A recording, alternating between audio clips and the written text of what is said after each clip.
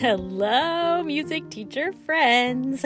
You are listening to episode number 28 of the Beyond Measure podcast with me, Christina Whitlock, your anytime piano teacher friend.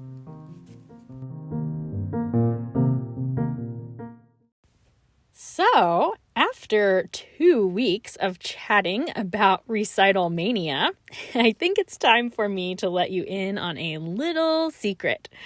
I have a bit of an obsession in my teaching, and it all has to do with a little song you might know called Happy Birthday. So, why the obsession? Well, I'm so glad you asked. You were going to ask, right?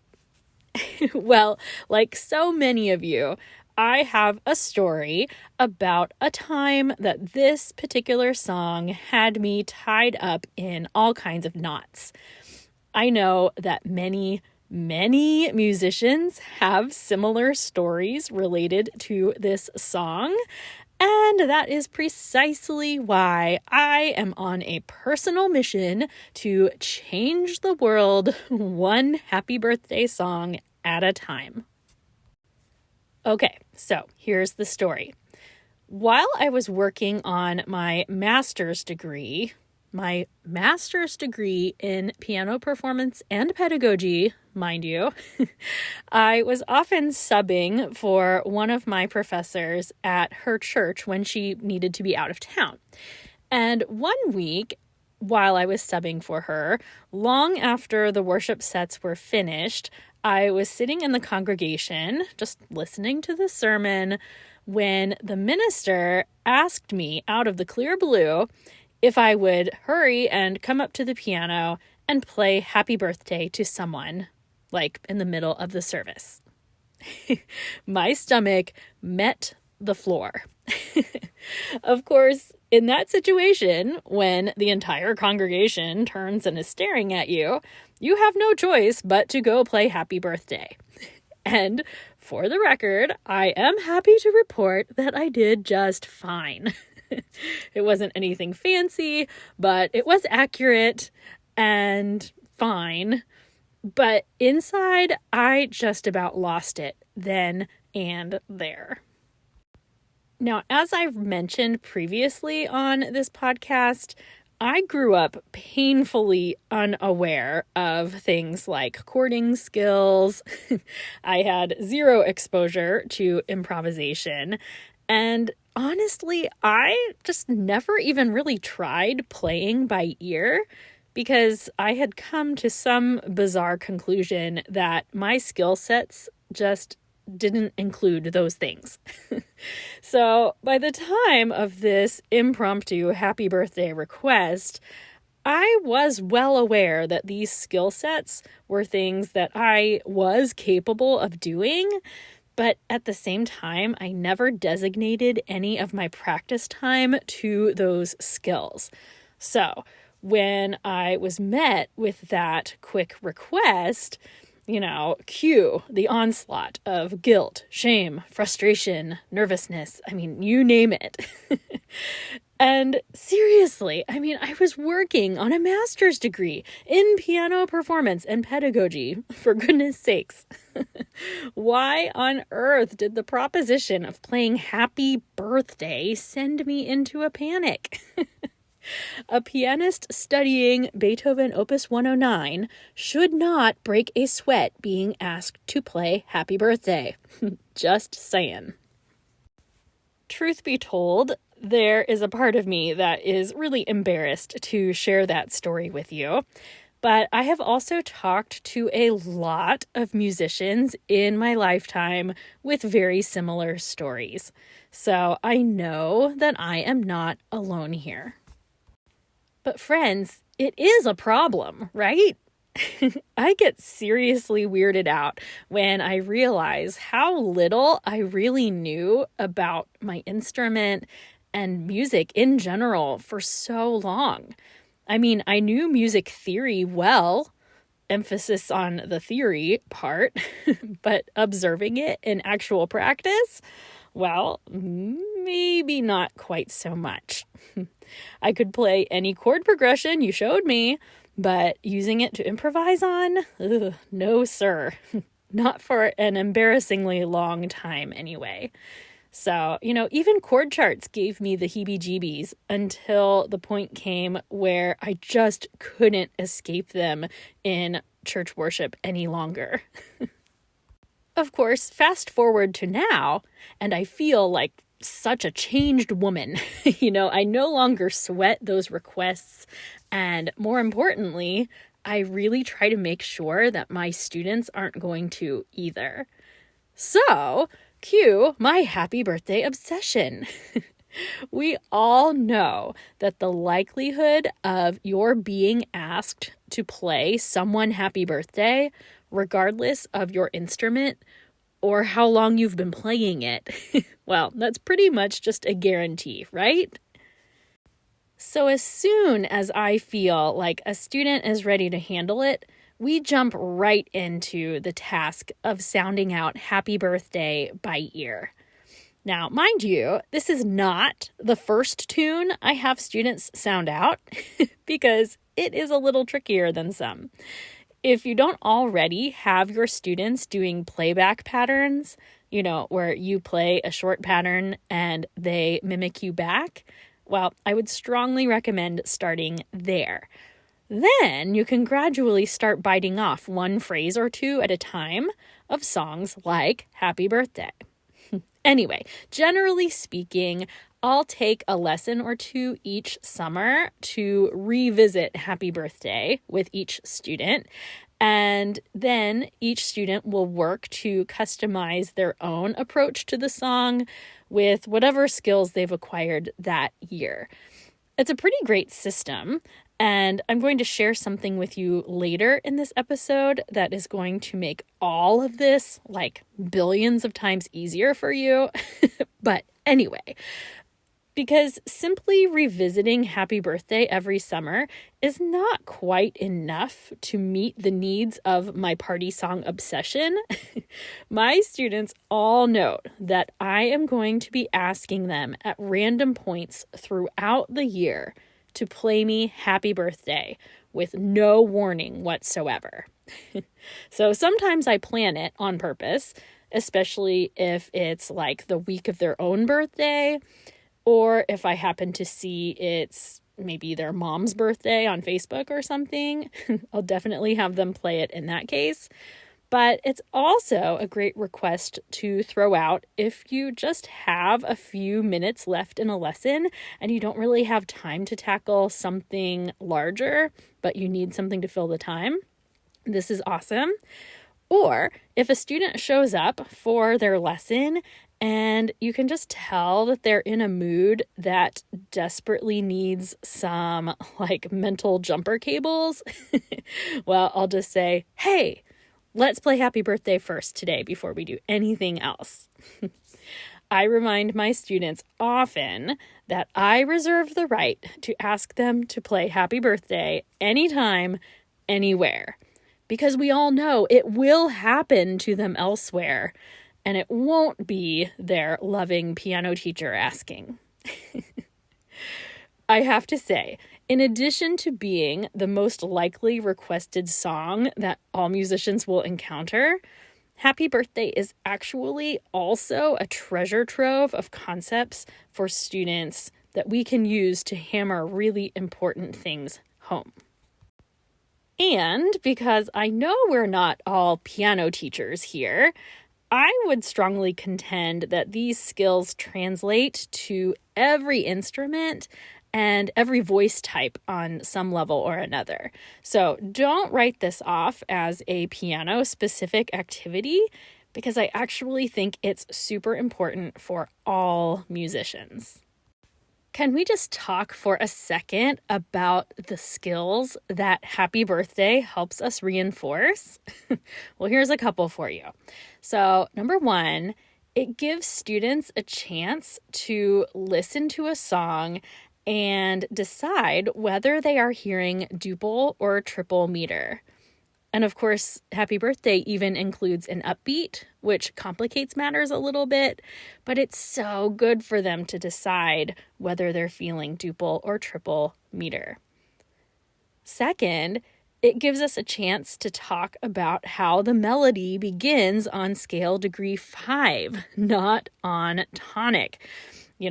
That makes it a terrific way to practice what I like to call musical algebra. If C equals 1, what equals 5? Or if A equals 5, then E equals what? My students love that. It's also an awesome example of question and answer phrases, right? So once we learn the first phrase, happy birthday to you, there's our question. And then, happy birthday to you. Well, there's our answer, right? We feel ourselves kind of come back home to tonic on the end of that second phrase. Which, of course, once you start harmonizing, that opening 1 chord to the 5 chord, which is then followed by the 5 chord back to the 1 chord, is so terrific for ear training. So, and while we're on the subject of harmonizations, this is also one of the best songs to provide your students with a textbook use of the tonic and dominant 7 chords, right? So, plus that one single use of the 4 chord, which I just remind them they play when they sing the birthday honoree's name, right? If your student is adding chords to the song, this is a wonderful way to get them to understand the way we reinforce meter by playing chords on count 1 rather than on the upbeats. Like, for instance, in this case, I remind students that the chords never come on the word happy, but rather on the word birthday, right? Coincidentally, this is also a great opportunity to have students building their own chord charts. I'll often just have my students write out the lyrics to Happy Birthday, which are really simple, by the way, and then they can notate their own chords. We go through and do them in both chord symbols and in Roman numerals. I think it's a great way for them to see functional uses of both. And of course, learning transpositions in this piece is a great way to reinforce theory concepts, particularly with the fact that you get that descending tonic triad after the octave leap. The list just goes on, but there's lots and lots of good theory in actual practice in Happy Birthday. And since it's a tune everyone knows, and it's a tune they like learning to play, it's just the best combination of all possible factors. Okay, so that's the whirlwind version of some of the reasons why I think we all need to be actively teaching Happy Birthday to you all year long. Now, seriously, just give it a try. I like to make sure that my students feel fluent in playing it. I also like to give them the opportunity to record a version of themselves playing Happy Birthday a time or two each year, because it's a great resource, and they can actually send it out to different family members throughout the year. If it's not specific to one person, they get a lot of mileage out of that one single recording. And it makes family and friends so happy, which also fulfills my primary goal of teaching students that music is a gift to be shared. I'm telling you, win, win, win. But I promised you I was going to tell you about a really awesome helper in this department. And I'm going to tell you about a product designed by my real life piano teacher friend, Amy Chaplin.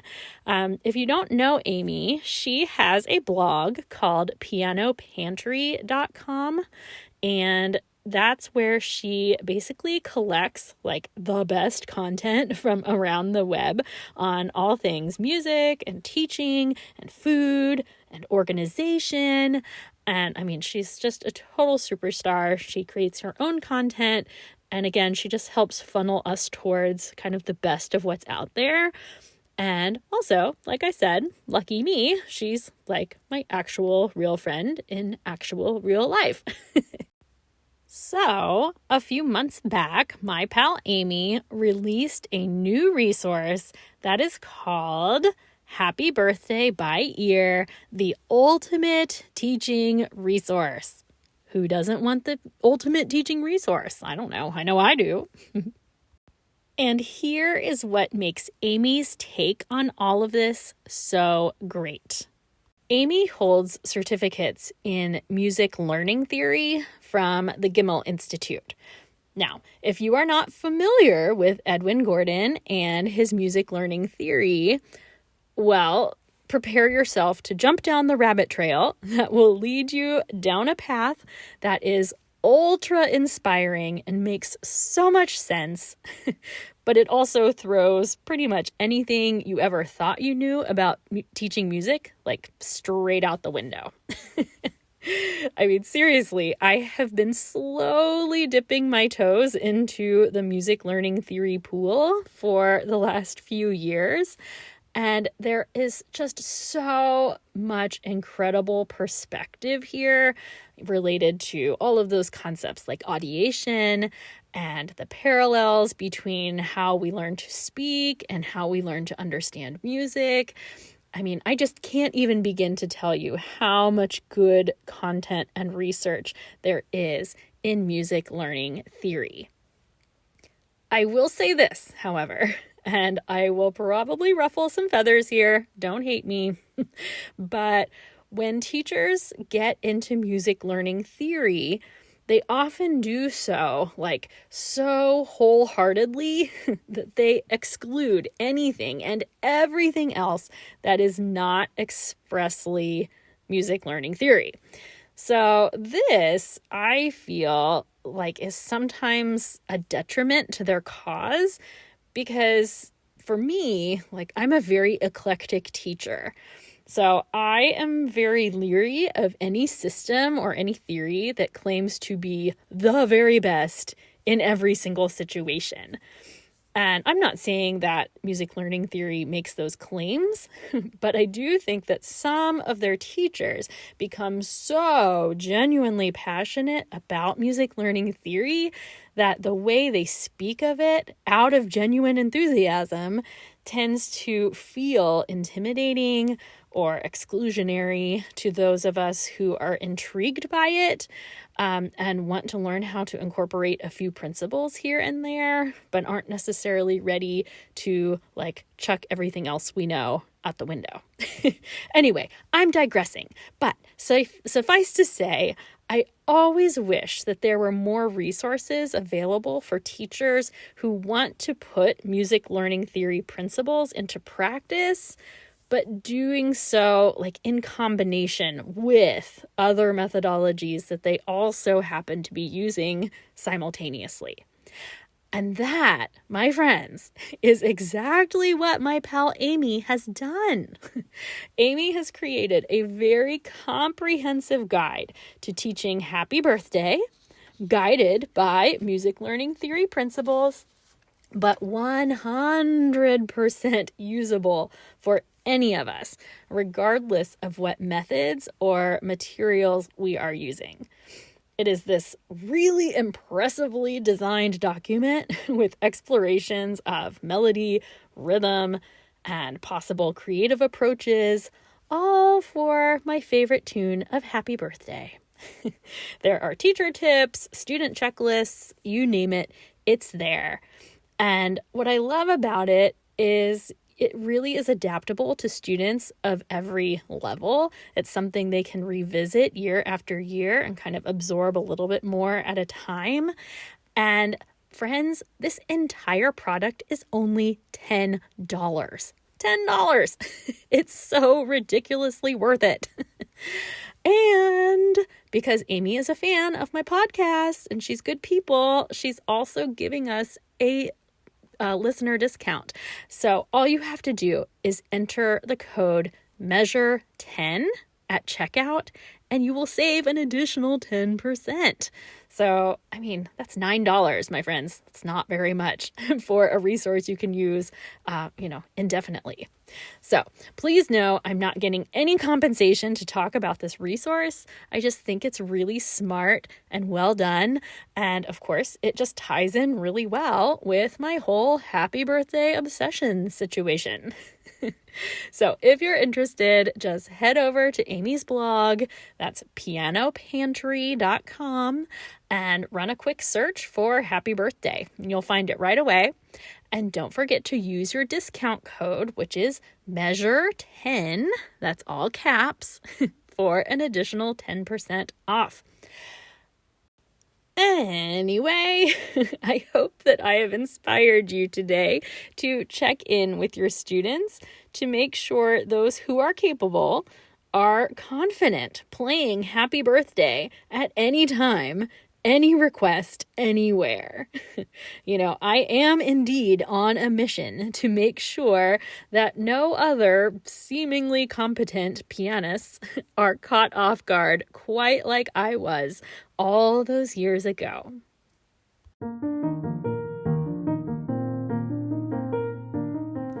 And now, before we leave, here is a toast to you. Music teacher friends of the world, today I am raising my glass to you and encouraging you to shake things up. Give some careful consideration this week to any skills that your younger self wished she was more confident with. What skills have made you feel self-conscious in your student days? Give that question some serious thought this week and see if there's anything lurking in your subconscious that would be a benefit to your students to learn today. Maybe it's happy birthday. Maybe it's independently learning how to tune your instrument. Maybe it's, the list goes on and on. But think about what you wished you would have been able to do. And let's be part of turning the tides, and let's teach our students to do those things, shall we? I raise my glass to you, my teacher friends. Hear, hear.